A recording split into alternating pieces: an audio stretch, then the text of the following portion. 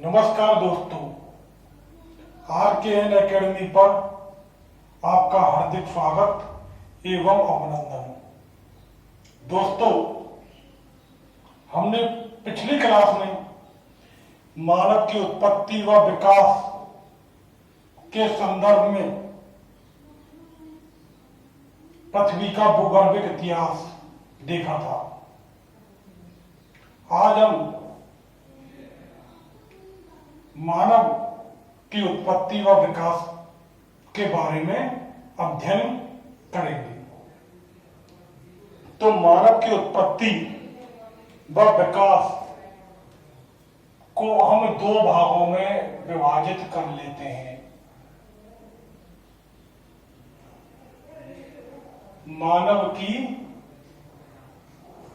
उत्पत्ति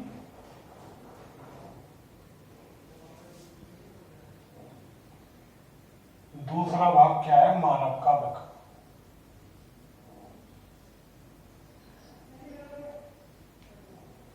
तो मानव की उत्पत्ति के बारे में हमने पिछली क्लास में देखा था कि मानव की उत्पत्ति कब हुई। तो जो मानव की उत्पत्ति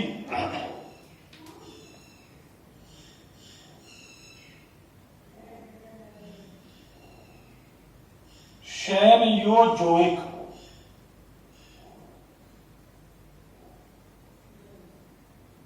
महाकल्प में, सेनियोजोइक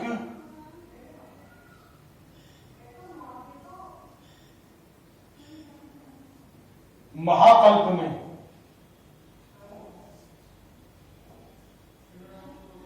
तृतीयक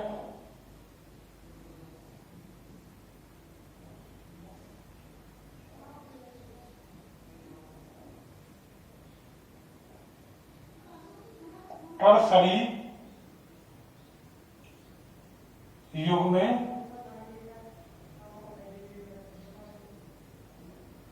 प्लायोसीन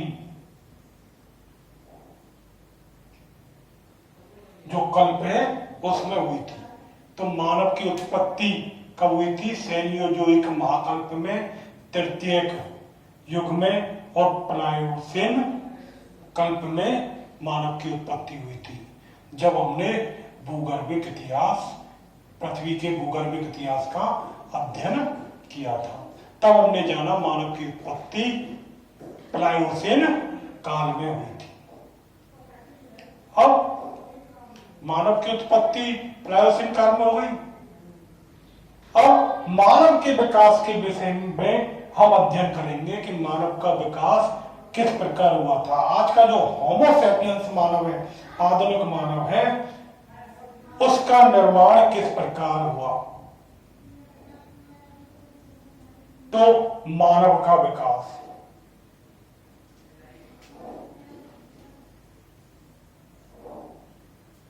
दोस्तों, हमने देखा था सेनियोजोइक महाकल्प में, तृतीयक युग में और पैलियोसिन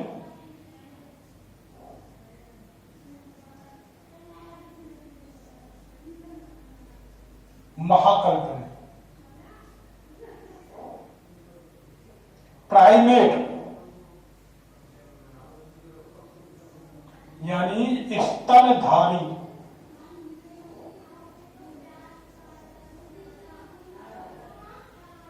का समूह का विकास हुआ। और इसमें कौन कौन शामिल थे? कपी,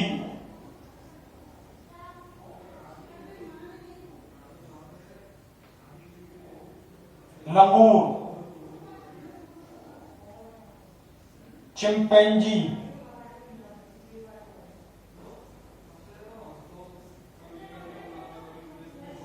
ओरेंगटन,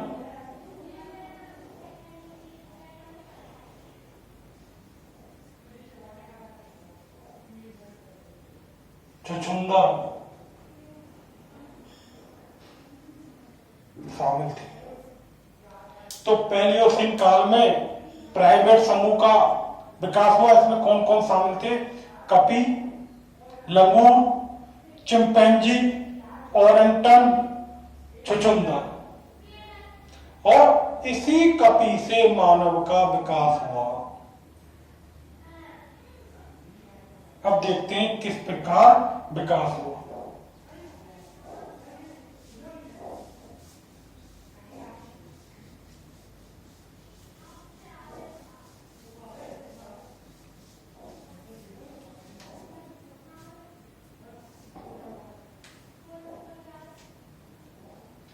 मानव का विकास।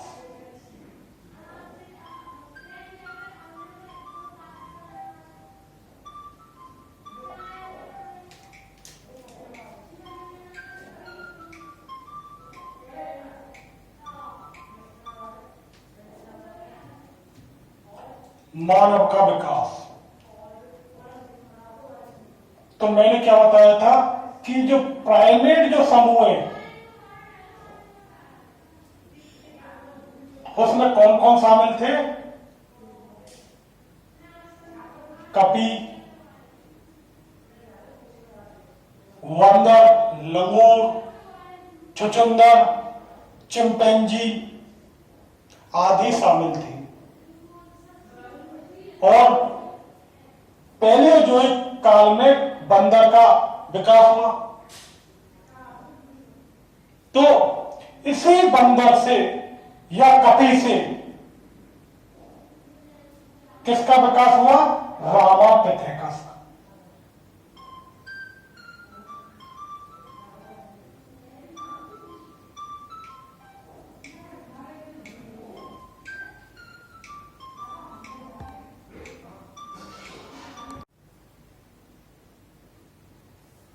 तो दोस्तों हम क्या बता रहे थे?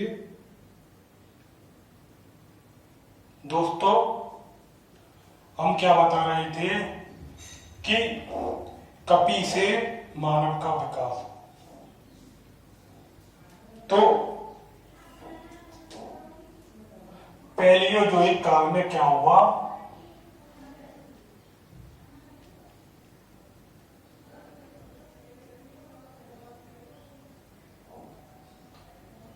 प्राइमेट समूह में कपि का विकास हुआ। अब इसी कपि से किसका विकास हुआ? रामापिथेकस का। यह दक्षिण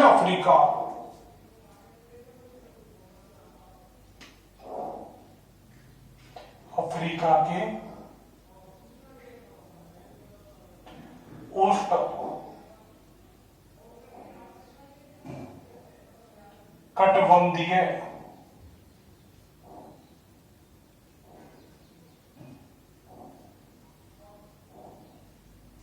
जंगलों में रहता था और यह करीब 2 से 3 करोड़ वर्ष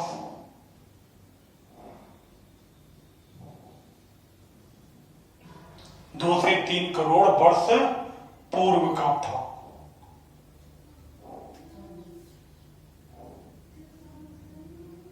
पेड़ों पर रहता था।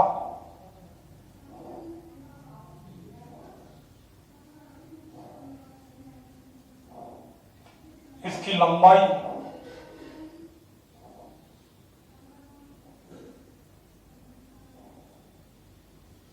2 से 3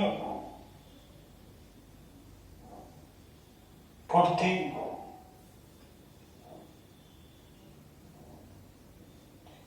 मांसाहारी था।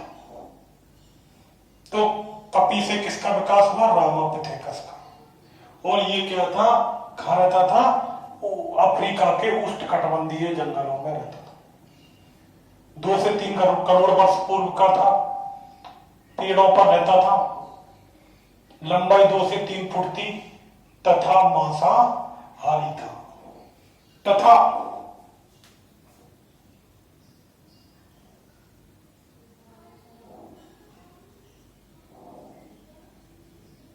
जबड़े व दांतों का विकास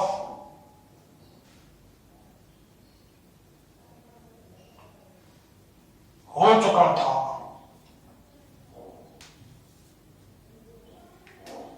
क्या था? जो वर्तमान मानव है, वर्तमान मानव से समानता थी किसकी? इसकी जबड़े व दांतों। कहने का मतलब यह है जो वर्तमान मानव है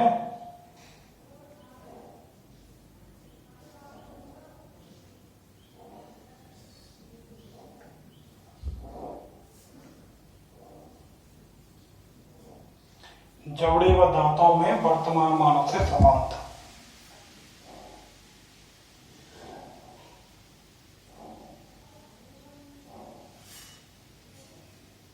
तो इसकी क्या थी? जबड़े व दांतों में जो आज का मानव है उससे समानता थी और कुछ नहीं था।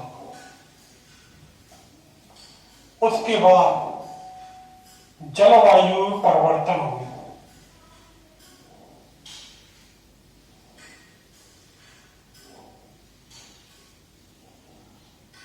जलवायु में परिवर्तन हुए और जो रामापिथेकस मानव था वो क्या था? दो भागों में बट गया, यानी कि इसकी दो शाखाएं हो गई। एक शाखा कहां चली गई? मैदानी भागों की ओर,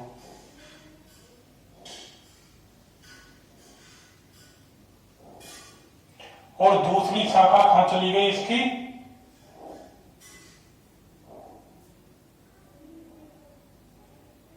जंगलों की ओर। जो शाखा जंगलों की ओर गई उसने किसी भी प्रकार का कोई विकास नहीं किया और वो आज भी जंगलों में ही है। जैसी पहले थी वैसी आज है। इसे किस वर्ग में रखा गया? महाकपि वर्ग में रखा गया। जो मैदानी भागों की ओर गई वो उस शाखा ने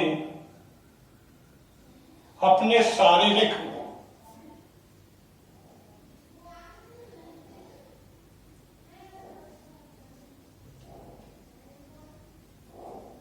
उसने क्या किया? अपने में शारीरिक व सांस्कृतिक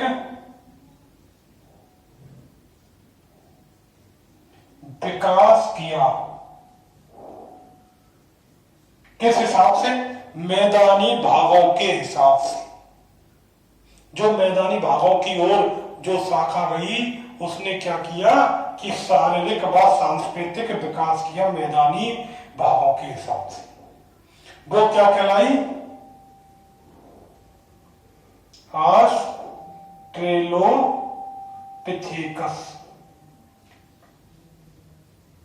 वो क्या कहलाई? ऑस्ट्रेलोपिथेकस। क्या हुआ था? कपि से रामापिथेकस का विकास हुआ और जब जलवायु परिवर्तन हुआ तो रामापिथेकस क्या है? पेड़ों से नीचे उतरे, पेड़ों से नीचे उतरे और दो भागों में विभाजित हो गए, यानी दो शाखाओं में विभाजित हो गए। एक शाखा जंगलों की ओर चली गई जो महाकपि वर्ग में शामिल हुई, उसने कोई परिवर्तन नहीं किया, और दूसरी जो शाखा थी मैदानी भागों की ओर गई उसने मैदानी भागों के हिसाब से शारीरिक व सांस्कृतिक परिवर्तन किया और वो क्या कहलाई? ऑस्ट्रेलोपिथेकस।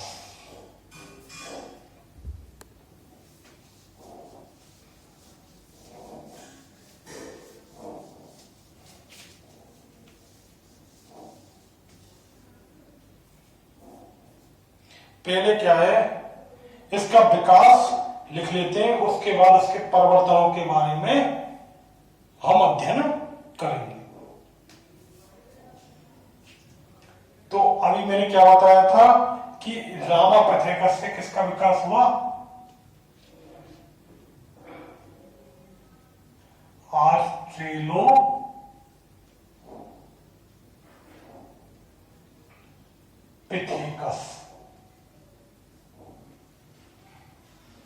उसके बाद कौन सी शाखा सामने आई? Homo habilis.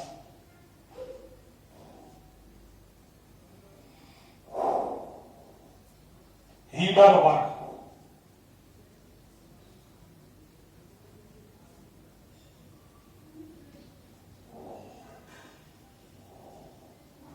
होमो इरेक्टस।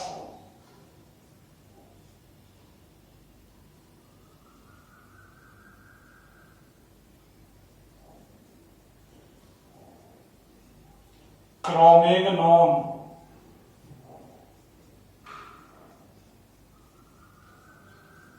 होमो सेपियंस।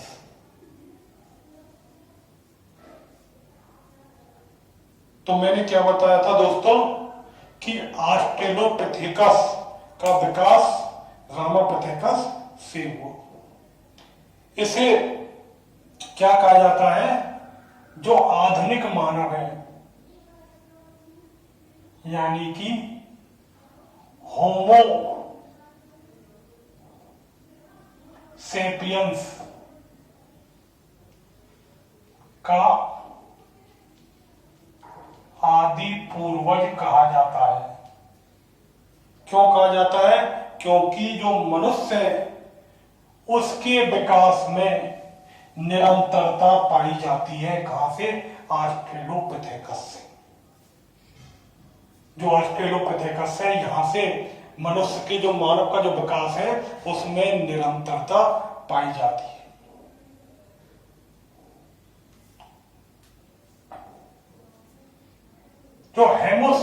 जो ऑस्ट्रेलोपिथेकस है, इसके सर्वप्रथम जो सबसे प्राचीन जो अवशेष मिले वो रेमंड डाल्ट महोदय को मिले 1914 में। इन्होंने दक्षिण अफ्रीका में ट्रांसवाल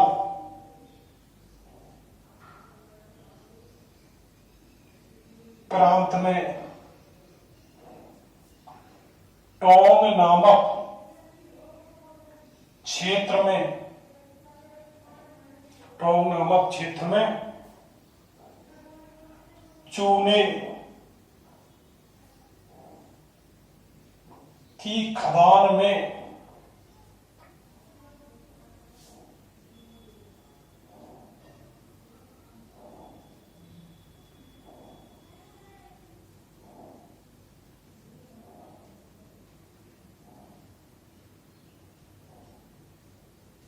तो रेमंड डाल्ट महोदय ने क्या किया? 1914 ईस्वी में दक्षिण अफ्रीका के ट्रांसवाल प्रांत में टोंग नामक क्षेत्र में जो चूने की खदान है उसमें मानव खोपड़ी को पाया, जो क्या थी? ऑस्ट्रेलोपिथेकस की थी।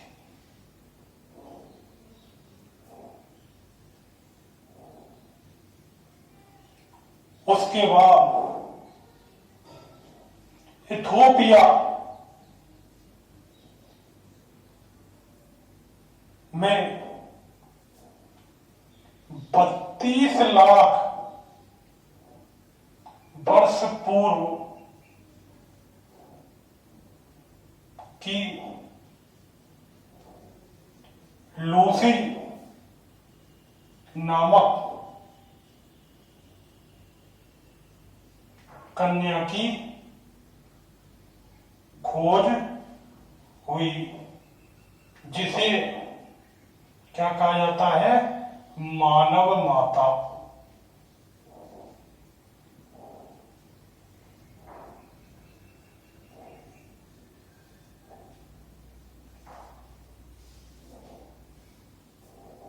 तीसरा, केन्या के ओल्डू बाई गुर्ज में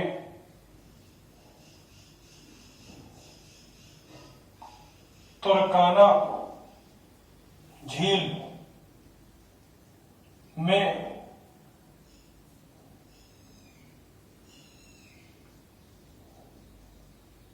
अवशेष प्राप्त हुई। तो ऑस्ट्रेलियो जो पिथेकस है उसकी जो खोज सर्वप्रथम किसने की? रायमंड डार्ट ने 1914 में दक्षिण अफ्रीका में ट्रांसवाल प्रांत में टॉम नामक क्षेत्र में चूने की खदान से मानव खोपड़ी को खोजा। इथियोपिया में क्या हुआ? 32 लाख वर्ष पूर्व जो लूसी नामक जो कन्या है उसकी खोज हुई, जिसे मानव माता कहा जाता है।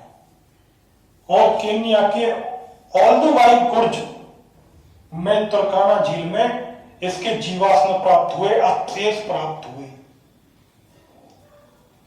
जो ऑस्ट्रेलिया जो पिथेकस है वो 50 लाख वर्ष से 18 लाख वर्ष पूर्व का मानव बताया जाता है।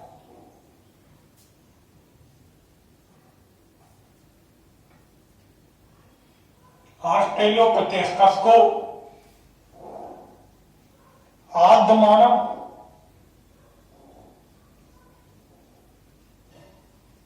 या होमो मानव भी कहा जाता है। तो ऑस्ट्रेलोपिथेकस को किसका पूर्वज माना जाता है? होमो सेपियंस का आदि पूर्वज माना जाता है, क्योंकि इस समय निरंतरता पाई जाती है। किसमें? मानव के विकास में। उसके बाद